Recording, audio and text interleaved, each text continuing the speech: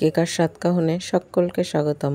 আশা করি তোমরা সবাই খুব ভালো আছো, আমরাও ভালো আছি। আজ বানাবো আমের মাখা সন্দেশ। তাহলে আসো দেখে নিই কীভাবে করছি আমের মাখা সন্দেশ, সঙ্গে থাকো।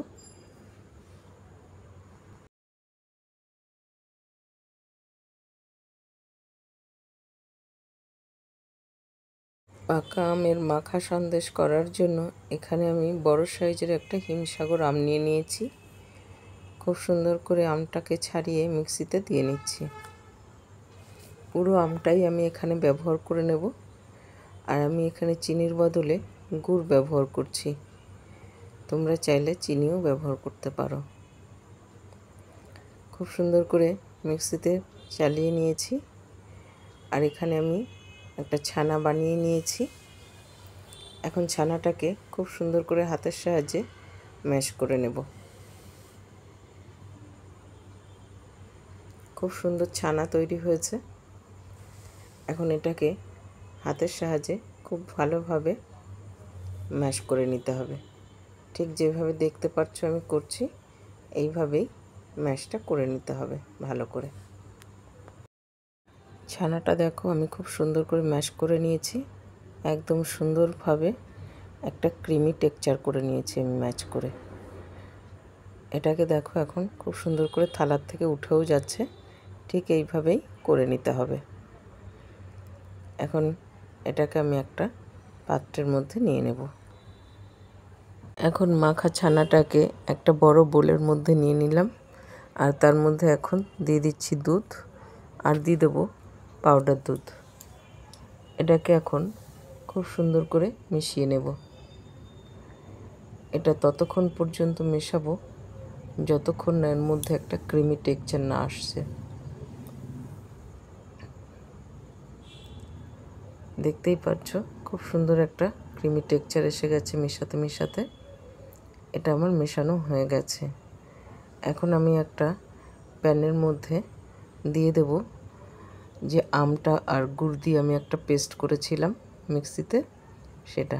এখন এটাকে মিনিট 3 জ্বালালেই এটা অনেকটা গাঢ় হয়ে আসবে। এটাকে একটুখানি জাল করে একটু গাঢ় করে নিতে হবে। দেখো এর কালারটাও চেঞ্জ হয়ে গেছে আর খুব সুন্দরভাবে জালও হয়েছে। এখন এর মধ্যে দিয়ে দেব ছানা মাখিয়ে যেটাকে পেস্ট করে রেখেছিলাম সেটাকে। এখন দেখো এটাকে খুব সুন্দর করে গুড়ের সঙ্গে আর আমের সঙ্গে মিশিয়ে নেব। বেশ সুন্দর লাগছে না কালারটা দেখতে? এটাকে খুব সুন্দর করে মিশিয়ে জাল করে নিতে হবে। এটা একটু ধৈর্য ধরে জালটা করতে হবে। দেখো অনেকটা সুন্দরভাবে জাল হয়ে এসছে। এটার কালারটাও বেশটা চেঞ্জ হয়ে এসছে। দেখো এটা পুরো শুকিয়ে এসছে। এটাকে আমার এখন নামিয়ে নেওয়ার টাইম হয়ে গেছে। এটাকে আমি এখন একটা পাত্রের মধ্যে সেট করে নেব। এটা দেখতে যেমন সুন্দর হয়েছে না, আর একদম পুরো ছানার যে টেক্সচারটা, মাখা ছানার যে টেক্সচারটা আসে সেটাই কিন্তু এসছেতে। পুরো মাখা ছানা দোকানে যেরকম পাবে তার থেকেও বেশি সুন্দর হয়েছে এটাকে খেতে। দেখো কত সুন্দর, একদম মাখা ছানার ঠিক যেমন হয় ঠিক সেরকমই হয়েছে, এত সুন্দর হয়েছে।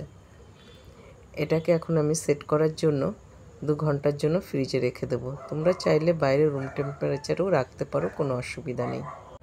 এখন তোমাদেরকে এটা আমি 2 ঘন্টা পরে দেখাচ্ছি। ফ্রিজ থেকে বের করে নিয়েছি।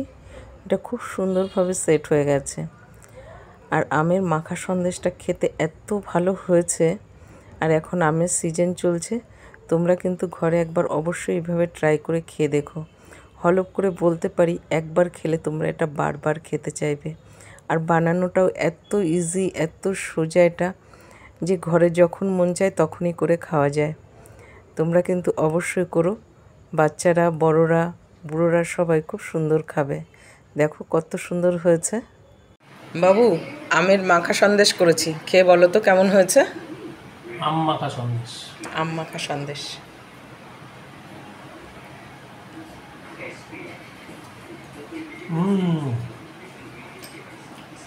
খুব ভালো, খুব ভালো, টেস্টি হয়েছে? ভীষণ ভালো, হেভি টেস্ট। Heavy tasty. খুব ভালো হয়েছে এটা, দারুণ, সুপার,